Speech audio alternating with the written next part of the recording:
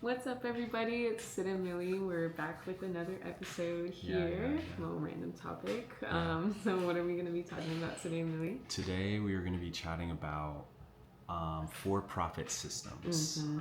Essentially, we find that most systems that are essentially driven solely by profit and not at all by benefiting the people and benefiting the public or the masses, it causes literally most of society's problems. So that is essentially my thesis, that for-profit systems and unchecked capitalism is inherently predatory. Yeah, okay. I love that. All right, so let's break it down, Millie. What are some of the systems that you want to kind of focus on, or do you want to maybe break down? Well, I guess to start off, first one I would say is healthcare, right? Like, easy. For example, Eli Lilly is the first company on earth that has now become worth over $1 trillion. There is no need for a company to be $1 trillion entity. No. It just does not make sense. And I say that to say, like, a for-profit system essentially indicates that care is not the motive, right? Like, off the bat, if your motive is for profit, paying back stock shareholders, maximizing profit, extracting as much as you can from paying customers, your goal is not actually a health company. So I think for starters, like, you cannot be in healthcare working for the public health, or in a like industry like that, but then you're for profit.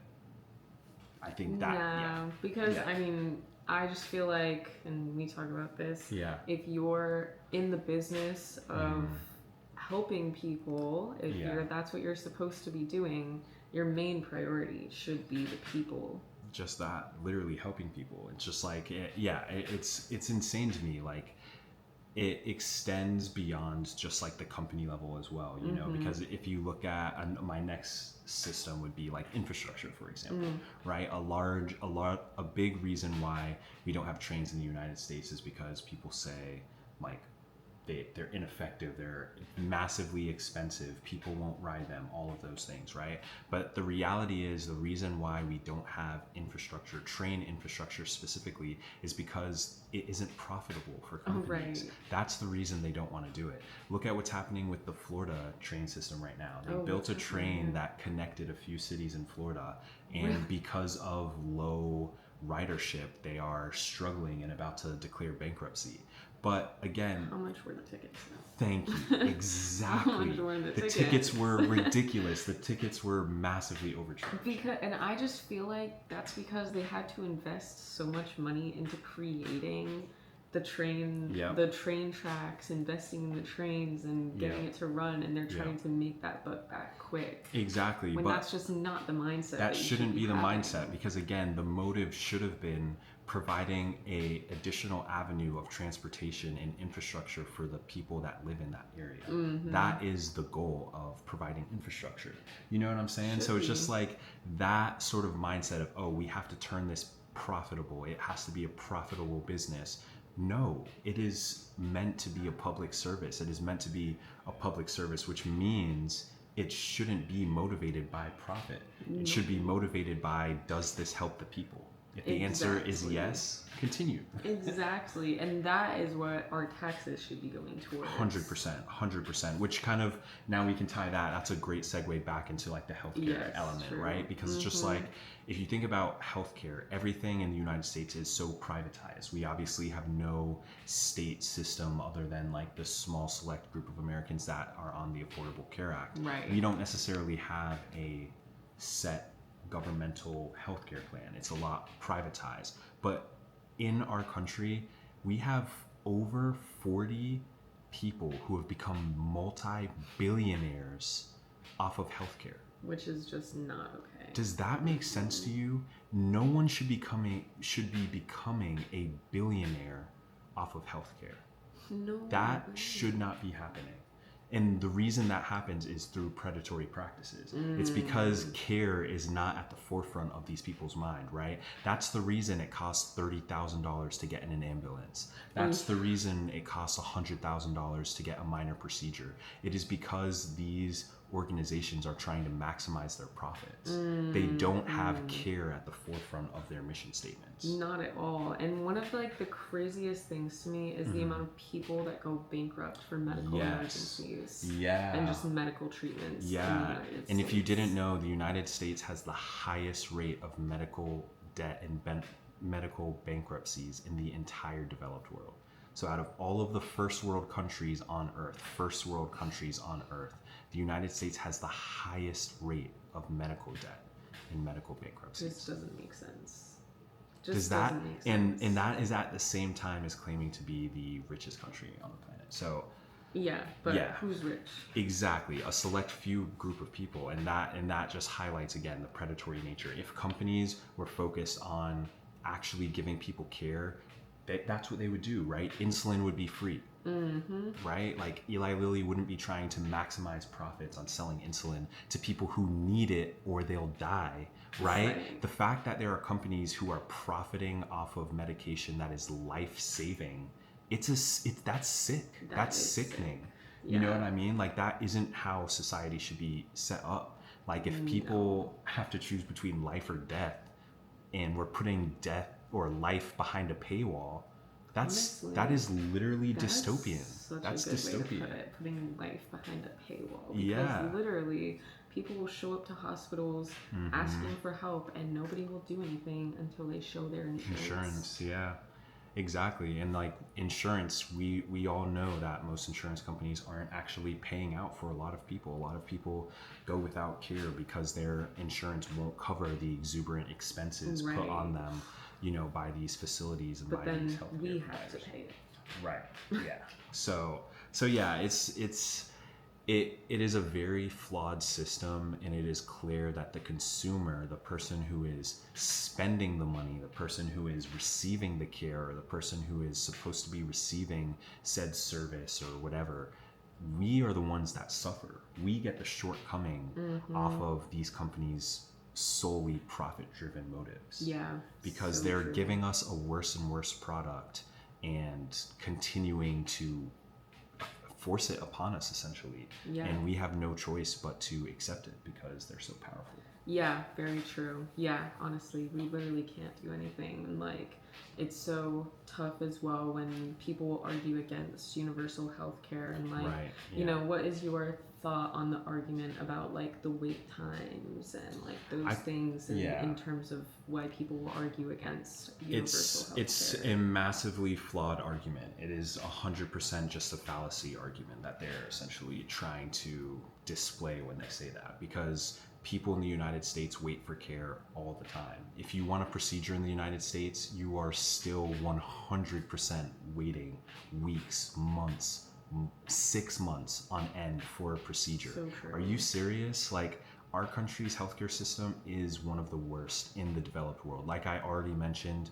the level of medical debt, the level of medical bankruptcies in the United States, it is unmatched. Yeah. That is one category that we are leading the world in, right? Like, and that's not a good one to be leading the world in. No. So it's laughable when people argue against universal health care. It just shows that they just don't really understand like the system at hand. They don't really, I guess, like also probably have not been in a situation where they've needed care.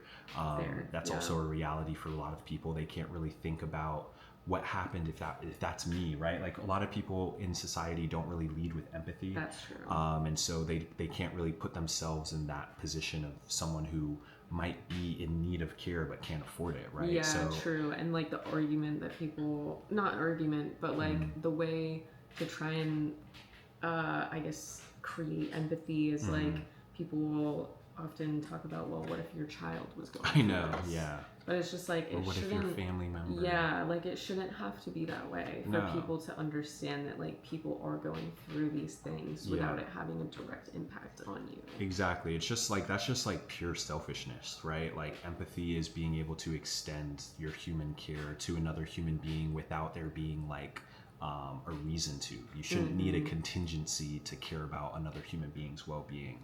And that's kind of, again, it all kind of ties together into what a huge part of our society is, right? There's a small group of individuals that are hoarding all of the resources and all of this wealth and they are creating all of these predatory systems that mirror their own practices of like hoarding wealth and like creating this exuberant wealth. Like if you're a company that like Eli Lilly, I keep bringing them up just because they're the biggest company in the world, or the richest company rather. But it's just like, if you're a company of that size, a company isn't a being, right? A company is a, you know, it's just like this. It's nothing. It's not like an actual thing. It's just an idea. Entity. Exactly. Yeah. But like a non-living entity. So it's just like, there's no need for companies to be turning out billion and trillion dollars of profit. What is that for? What does that do for humanity?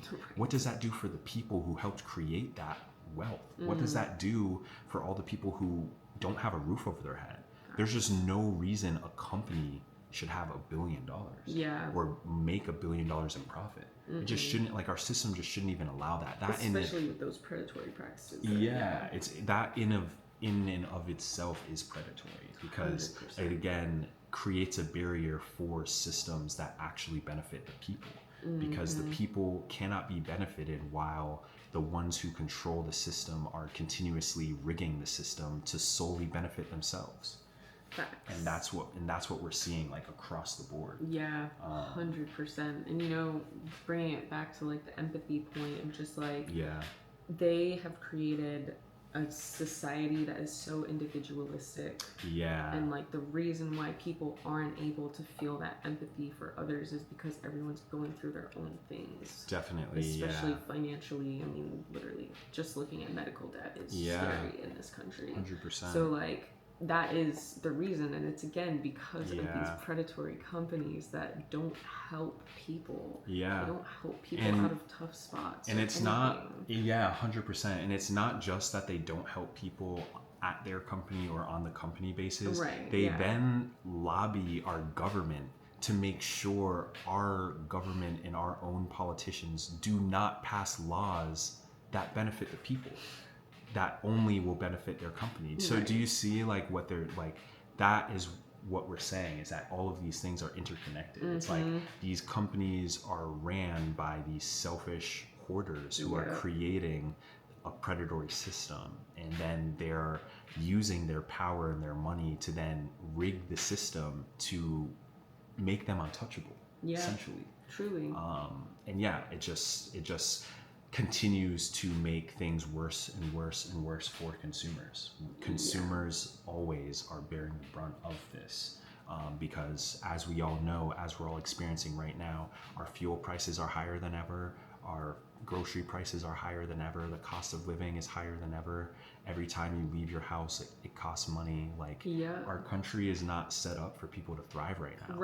And like, not only that, and let's just talk about salary growth. And wage growth, minimum wage stagnation. Yes, literally, like those things on top of everything Lily just listed. It's like people are literally just being pinched at every corner, and just not able to actually like thrive in life. And like, go ahead. No, I was just gonna say, like, with how everything is becoming so expensive, especially right now, like people who are making minimum wage or like not making large salaries every year, like the buying power now is just like so minimal. And it's really bad. sad. It really is. And it definitely speaks volumes to like the consumers themselves. Like, at the end of the day, we exist within a consumer economy, and the best way for consumers to fight back against these giant corporations and these predatory systems is to hold on to our money. Like, that's the reality. As much as they think they don't need us and they're trying to replace workers with AI, at the end of the day, the workers, the human beings that exist in the system, we uphold the economy because we're the ones that are doing the work, doing the jobs. We are the essential workers, right? We know that Jeff Bezos and Mark Zuck are never going to be on the floor, you know, packaging the packages when staffing gets short, right? We know they won't do that. But I guarantee you, if all the Amazon workers don't show up for work, someone's going to notice. Right? 100%. Everyone's going to notice. So who do we think is more important at the company? The guy that no one ever sees and doesn't do any work, or the people who are doing the work on the ground floor? Like, the people 100%. Hold the power. We hold the power. So again, we can fight back against their predatory systems by withholding our money, essentially not spending it in the system until change is made, because that's what we need. Yeah, like absolutely. Vast changes, because it isn't crazy for Americans to expect our tax dollars to garnish services from our government. That is the entire point of government. Our tax dollars are supposed to get us services. That's what we are paying in for. So the fact that our government isn't providing us services, that should be massively alarming for us. And again, like that is the point. Like not all, like, and I say that not all of these programs need to be for profit, right? You had, Doge or whatever, that idiot's thing that he tried to run in the government, where they made a bunch of cuts that have now cost millions of people their lives, right? So it's not about making cuts in necessary places. It's about realizing that not everything has to turn a profit. Some systems, some programs are solely meant to benefit and work for the people. Yeah. And if our government doesn't do that and companies don't do that, the consumers are screwed. And that is massively predatory. Yeah, so, I mean, it is massively predatory. So that's some of our thoughts. Yeah, those are some of our thoughts on the lack of for people systems that we have. Everything in the world cannot be a for-profit system. It can't be. We are running.